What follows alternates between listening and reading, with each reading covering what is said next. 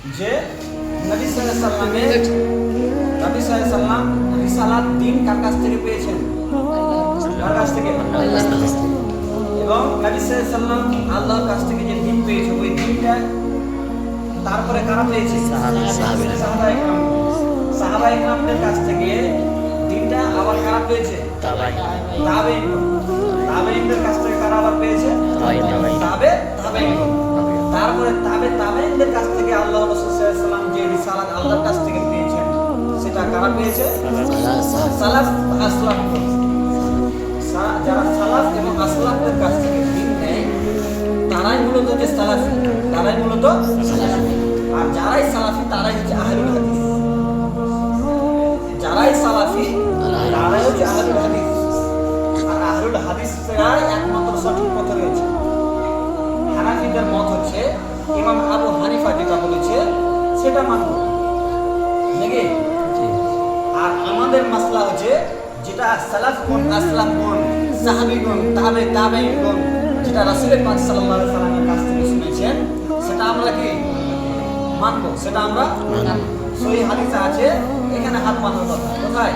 এখানে হাত বাঁধার কথা। হ্যাঁ, এবারে হানাফিরা বলছে আবু হানিফা এখানে মেনেছে।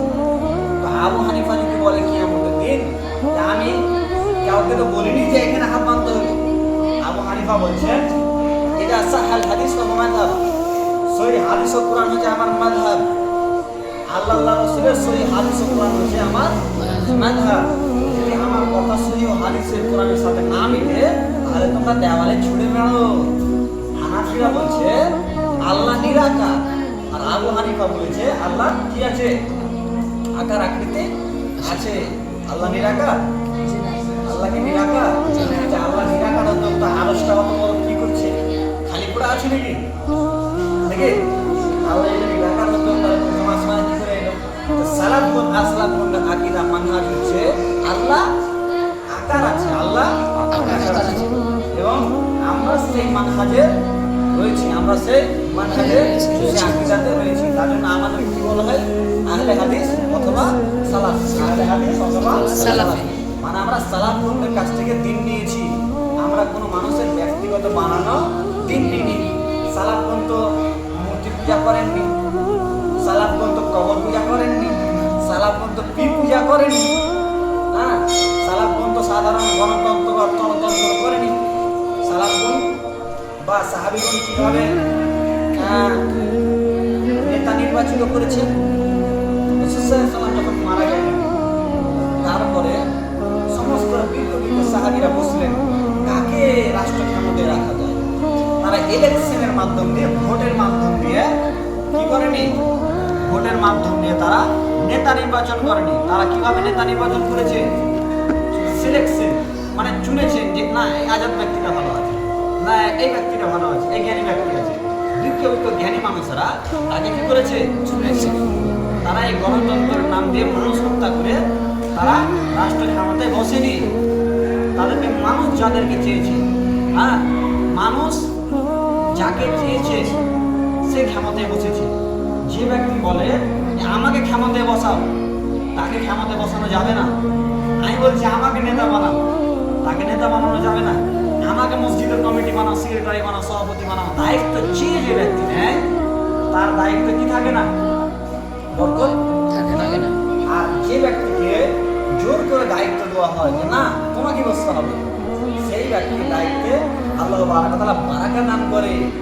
তা আজকে আমরা নেতা হই, মন্ত্রী হই, দেশের পার্লামেন্টের গভর্নর হই, দায়িত্ব চেয়ে নিই। আমরা দায়িত্ব চেয়ে গণতন্ত্রের দেশে, গণতন্ত্রে যখন আমাদের ইলেকশন হয়, রাজনৈতিক ভোটের নিয়ে আমাদের ভাইয়েরাকে মারা হয়, আমাদের ভাইয়েরা নিহত হয়। একটা ভোটের জন্য কত ভাই মারা যায়। এই গণতন্ত্রের জন্য কত লাখ লাখ মানুষ আমাদের আজকে বর্তমান সময়ে ধ্বংস হয়ে যাচ্ছে। তাই আমাদের কাছে যেগুলো আল্লাহ রাসূলের জ্ঞান রয়েছে সেগুলো আমাদের মধ্যে রাখতে হবে। আর যদি আমরা এই জ্ঞান না রাখতে পারি তাহলে আমরা নষ্ট হয়ে যাব, আমরা ভ্রান্ত হয়ে যাব, আমরা বাতিল হয়ে যাব, ভ্রান্ত হয়ে যাব। তাই জন্য আমাদের আজকে যেটা প্রথম আমাদের যে আমরা সরাসরি কাদের কাছ থেকে জ্ঞান পেয়েছি? সালাফের কাছ থেকে। সালাফিরা কাদের কাছ থেকে জ্ঞান পেয়েছে? তাবেঈনদের কাছ থেকে।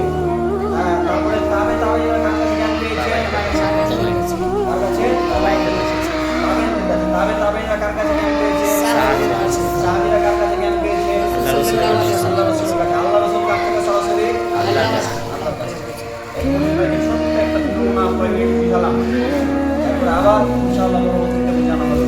আল্লাহ আমাদেরকে কথা বলে জানা, ধরে রাখার তৌফিক দান করে। আমিন।